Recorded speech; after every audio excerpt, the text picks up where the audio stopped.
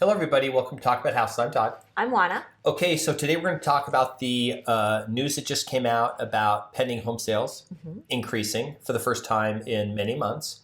And then we're going to go through a bunch of slides. At the end, we're going to show you another market and something interesting that's happened that shows that market. Literally every metric in the market has showed the market is turning. It's a specific market. It's not Vegas, though. Right. But you'll have to wait till the end to watch it. Okay, so take a swag at what market you think that we're going to put up at the end, and then at the end we'll see if you're right. Okay, so the article pending home sales increased 2.5% in December, ending 6-month slide. I think what's interesting about this is December is generally a slow month. Right. So, does this have something to do with low inventory? Does it have to do with interest rates having dropped from the height of the middle of October? What does it have to do with? The interesting thing about this is that pending home sales improved for the first time since May, up 2.5% from the previous month. But month-over-month contract signings fell in the Northeast and Midwest, but climbed in the South and the West. So it was 2.5% for the whole country. And even though in the Midwest and Northwest it fell, the South and the West have turned the corner. They're still below average, but they're up from lows. And these trends, these tend to be 6-month cycles throughout the year, right? Right. And usually we blame this, particularly over the winter, we blame it on the weather. However, the Northeast has been unusually dry this year, so it wasn't the snow and the rain and that sort of thing that kept people out and not shopping for homes. Yeah. So I'm not sure what was going on in the Northwest with people versus the rest of the country. That's another reason why when people say the market, the real estate market, whatever, you have to be hesitant because there's differences in regions and then in cities, and then even within cities you have, and then within the same areas, different price ranges. You have different, and we're going to show that a little later. Okay, so the recent low point in home sales activity is likely over, said NAR Chief Economist Lawrence Yun. Mortgage rates are the dominant factor driving home sales, and recent declines in rates are clearly helping to stabilize the market. So, what about that? Well, this is what we've said before, that as soon as mortgage rates kind of settle down, then things were going to get back to normal. People have short memories, and particularly when they see mortgage rates starting to go down, they want to take advantage of that because they are concerned that they might pop back up, or this is their opportunity. A house came on the market, that's the house that they've been waiting for, so they'll go ahead and jump in and purchase that house because this is the one that they've wanted. Now, the next one we're going to talk about is this property home sale index. 100 is an average market. This is one of those goofy. We showed you another index where 50 was like a normal market. 100 here is what they consider the median normal number of sales. It's somewhere between 5 million and 5.5 million homes sold a year. Okay, the South PHSI rose 6.1% to 94.1, which is literally a normal market. So what they're saying is statistically, what's going on in the South part of the U.S. is a whole market is normal. So the housing crash of the house clearly never happened, not going to happen. However, it's 34% down from where it was, which was like 130. So it's just lower than 130, but it's back to a normal market. It adjusted back to a normal market. Right. Okay.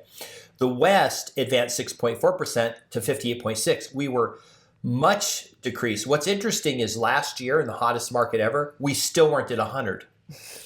The reason you're saying, wait, it was the hottest market ever. Yes, but we weren't at 100 because we couldn't get to the number of sales because there weren't enough homes available for people to transact. So prices went up with less than the normal number of sales that were available. If you do the math on this, and it takes you a second to figure this out. Last year at this time, when it was the market was super hot, it was under 100, which meant it was a weaker market for total numbers of sales, but home prices kept going up. Right. So there are several components to a housing market. So it's the number of transactions, the prices. So it's a whole bunch of different things and different. There are different metrics depending on what we're looking at, and this is one of them. Yeah. Now the other thing here is that we were told that the rising interest rates would crush the housing market, but then if that's the case, the dropping interest rates, remember they hit 7.3% at one point in October, would obviously have the opposite effect, okay? And we know they've dropped to 6.13% recently. The new normal for mortgage rates will likely be in the 5.5% to 6.5% range, Young added. Job gains will steadily become important, driving local home sale markets. The South in particular is set to outperform the rest of the country thanks to primarily to better job market conditions in this part of the country compared to other regions. Why we've talked about this before. The South is sort of the golden child. Yeah, I mean the South is kicking butt for manufacturing. Let's face it. Lots of different manufacturing is going in the South. That's the growing area. That's certainly the area that a lot of hedge funds have focused on as far as purchasing properties, because it meets that metric of a growing area with good employment and good upside potential. Okay, so we've gone over this data that apparently show the tide has turned, the sales have increased, the momentum's going the other way. Tomorrow we're going to do an update for Vegas. We're going to get all the most up-to-date information. But we've got data that we got for San Diego, for the county, for San Diego County. And this is important to see because remember, this is the West, where the index is still very low, where we are in Nevada. And this is, if you look at this slide here, you've got January 13th to 20th, that week of sales, and then the 20th to the 27th. Now, we did this a few weeks ago, and it was up from the previous week. So like the 7th to the 13th was up, or 6th to 13th. That week, it was up that week. Well, it's up again this week. So on the market, we have 2882, and there's 2882 in San Diego, which is less than there was on the market. So there's less inventory. There's less new listings. There's not as much inventory flooding the market as there was.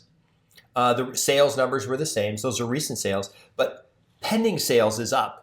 It's up pretty good. It's up from 460 to 497.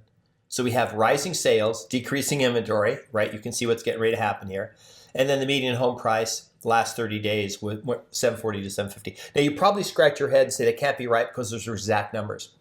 Remember, the median is the middle house. So they just took all of the home sales in that month and they grabbed the middle number, which is likely exactly an even number. In this case, now you could argue, well, if a couple more $1 million homes come up at the top or don't come on in the bottom, it can make a big difference, and it can.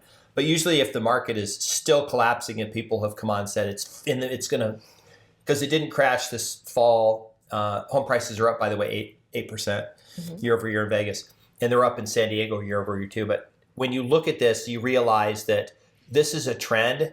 And we're going to, if I can keep grabbing these numbers every week, I'll probably throw them in a thing. This is just a market showing you a thing. We didn't cherry pick this market. This is the only one I saw.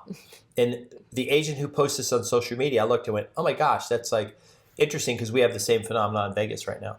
Right. And the other reason we picked it is because we know that a lot of people have been bashing on California, us included. And, clearly California is not about to crash into the Pacific Ocean as far as their real estate market. Their real estate market is pretty healthy, just like ours is. And this is anecdotal information. I know quite a number of people in tech.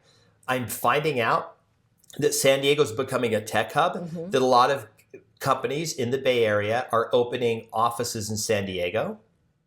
That's very interesting. This is going to, I think that they're probably, worried about keeping people in the area, want to keep them at their company. That tech companies have had layoffs, but that doesn't mean a year from now they won't hire like crazy. And even though we know that tech companies have had layoffs, that overall employment is up. Right. There's more jobs. Right. And San Diego is a healthy market. They have a healthy real estate market. They have educated people. They have they have some good industry. They have some good infrastructure as far as what's available for people there. And homes are certainly more affordable than they are in the Bay Area. So that's a good place for these companies to relocate given the opportunity. So when you see we certainly know that in parts of San Francisco, home prices are down substantially. And we know that also commercial and office space, especially office space in the city, is down substantially since a lot of companies have bailed and nobody's coming in to take their places, or very few.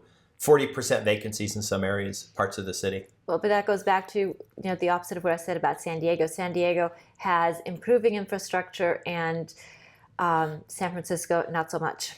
Right. So San Francisco is a beautiful city. I happen to love San Francisco, but they have some work to do. So Yeah. anyway, so tell us what you think. Does this make sense to you? What are you seeing in your market? Where are you watching from? We want to hear from you. Please leave us a comment. If you liked the video, if it was interesting, if you learned something, if it entertained you, if it made you laugh, please subscribe, hit the like button, hit the notification bell, share the video, and we'll see you on the next video. Bye. Bye.